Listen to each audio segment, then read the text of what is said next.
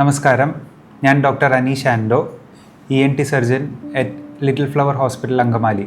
ഇന്ന് സംസാരിക്കാൻ പോകുന്ന വിഷയം ശബ്ദമലിനീകരണവും കേൾവിക്കുറവും എന്നുള്ള വിഷയത്തെ പറ്റിയാണ്. നമ്മളെല്ലാവരും നമ്മുടെ ജീവിതത്തിൽ അനുഭവിച്ചിട്ടുള്ള ഒരു കാര്യമായിരിക്കാം ശബ്ദമലിനീകരണം എന്നുള്ളത്. ശബ്ദമലിനീകരണം ഉണ്ടാകുന്ന ആളുകൾ ആരൊക്കെയാണെന്ന് വെച്ചാൽ, നമ്മൾ കുട്ടികൾ, വലിയവരായാലും ഹെഡ്ഫോൺസ് യൂസ് ചെയ്യുന്നത്, കണ്ടിന്യൂസ്ലി ഒരുപാട് ഒച്ചയിൽ വെച്ച് കേൾക്കുന്നത്, പരിപാടിക്ക് പോയി നിൽക്കുമ്പോൾ സ്പീക്കറിൻ്റെ തൊട്ടടുത്ത് പോയി നിൽക്കുന്ന സാഹചര്യങ്ങൾ വരുന്നത്, ട്രാഫിക് പോലീസിൽ നിൽക്കുന്ന ആൾക്കാർ, അതുപോലെ പട്ടാളക്കാർക്കാണെങ്കിൽ ഇപ്പോൾ ഫയർ ആംസ് ഉപയോഗിക്കുമ്പോൾ അല്ലെങ്കിൽ ബോംബ് ബ്ലാസ്റ്റ് ഉണ്ടാകുന്ന സമയത്ത് ഇവയൊക്കെയാണ് നോർമലി ശബ്ദമലിനീകരണം വരുന്ന കാരണങ്ങൾ. അതുപോലെ ഫാക്ടറിയിൽ വർക്ക് ചെയ്യുന്ന ആൾക്കാർ കണ്ടിന്യൂസ്ലി ഒരു വലിയൊരു സൗണ്ട് കണ്ടിന്യൂസ്ലി ചെവിയിൽ അടിച്ചുകൊണ്ടിരിക്കുമ്പോൾ ഇതിനെയാണ് നമ്മൾ ശബ്ദമലിനീകരണം എന്ന് പറയുന്നത്. ശബ്ദമലിനീകരണം കൊണ്ട് ഉണ്ടാകാവുന്ന ഇഫക്റ്റ് എന്ന് പറയുന്നത് കേൾവിക്കുറവും അതുപോലെ ചെവിയിൽ മുഴക്കവുമാണ്. യൂഷ്വലി കാണുന്നത് ഒരു ചെവിയിലോ ആയിട്ടാണ് ഇത് പ്രസൻറ്റ് ചെയ്യാറ്. ചില സന്ദർഭങ്ങളിൽ ആൾക്കാർക്ക് രണ്ട് ചെവിയിലും പെട്ടെന്നുള്ള ഒരു കേൾവിക്കുറവും മൂളക്കവും അനുഭവപ്പെടാറുണ്ട്. ശബ്ദമലിനീകരണത്തെ നമ്മൾ എപ്പോഴാണ് മലിനീകരണം എന്ന് പറയുന്നത്? യൂഷ്വലി നമ്മൾ സംസാരിക്കുമ്പോൾ 1 to 1 person സംസാരിക്കുന്ന ഏകദേശം ഒരു 30 മുതൽ 50 ഡെസിബൽ സൗണ്ട് ഇൻറ്റൻസിറ്റിയിലായിരിക്കും നമ്മൾ സംസാരിക്കുന്നത്. അത് കുറച്ച് ഒച്ചയിൽ സംസാരിക്കുന്ന ഒരാളാണെന്നുണ്ടെന്നുണ്ടെങ്കിൽ അത് 60 ഡെസിബൽ വരെയും വരാറുണ്ട്. ഇനി അത് കൂടി നമ്മൾ പരിപാടികളിൽ പോകുമ്പോൾ കേൾക്കുന്ന സൗണ്ട് 120 ഡെസിബൽ വരെയും നമുക്ക് എത്താം.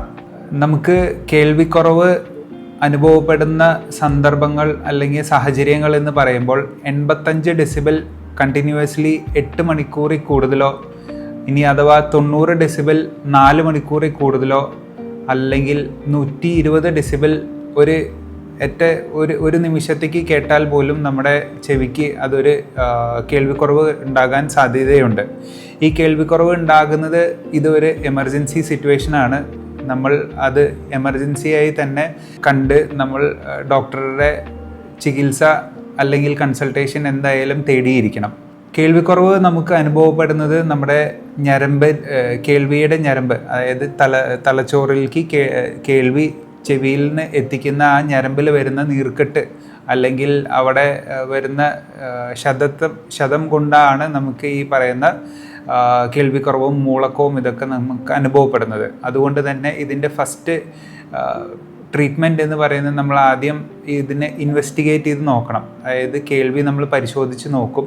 കേൾവി പരിശോധിച്ച് നോക്കി എത്ര ശതമാനം നമുക്ക് കേൾവിക്കുറവുണ്ട് എന്നുള്ളത് മനസ്സിലാക്കി അതിനുള്ള ട്രീറ്റ്മെൻറ്റ് എത്രയും പെട്ടെന്ന് നമ്മൾ സ്റ്റാർട്ട് ചെയ്താലാണ് നമുക്ക് അതിനുള്ള ബെനിഫിറ്റ് കിട്ടത്തുള്ളൂ. അതായത് ഇപ്പോൾ നമുക്ക് ഇന്നൊരു എക്സ്പോഷർ ഉണ്ടായി, നമ്മളതൊരു നാളെ ഇത് ജസ്റ്റ് ചെവി അടഞ്ഞതായിരിക്കുള്ളൂ അല്ലെങ്കിൽ എന്തെങ്കിലും വാക്സ് ഇരിക്കുന്നതായിരിക്കും എന്നൊക്കെ വിചാരിച്ച് നമ്മൾ നെഗ്ലക്റ്റ് ചെയ്ത് കളഞ്ഞ് കഴിഞ്ഞ് അത് ഒരാഴ്ചയോ ഒരു മാസമോ ഒക്കെ കഴിഞ്ഞ് കഴിഞ്ഞിട്ടാണ് നമ്മൾ ഡോക്ടറെ കാണുന്നത്.